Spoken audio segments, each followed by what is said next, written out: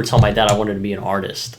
And he was like, Habibi, that's not good. There's no money in that. Yeah. That's all he said. He said, there's no money in that. He said, and he told me something that was very, like, I'll never forget. He told me, like, Andrew, without money, you're nothing.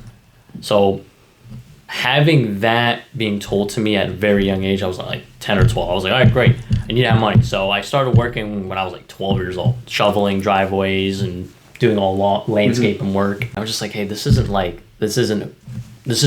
And somebody actually told me, he's like, why are you starting this? I told him, I want to be famous. So why do you want to be famous? And he said, and I told him, I want to help people. And he was like, you don't have to be famous to help people. And he was really trying to change my perspective of like why you're doing things. And like, and when you're doing it for like money, you're doing it for fame and all that stuff. That's fine. You could do that, but that's not going to drive you to keep doing it.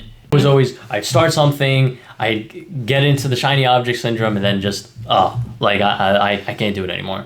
So from there, I just keep going back to jobs that kept draining me, and then I'm like, all right, I got to go back to this. But it's what I've learned now is that I don't advise anyone to just quit their job. I think I think the first thing you should do is like just test it part-time. So if I had to go back, I would definitely get in the room with people that are entrepreneurs. What do you think? And just understanding that, hey, this person was at, like in my shoes at one point in my life, and now they are like, they're there. So I would tell somebody if they were young to just test out what you're doing. Like if you wanted to be like an entrepreneur, if you want to be an artist, like there shouldn't be anything stopping you from doing that.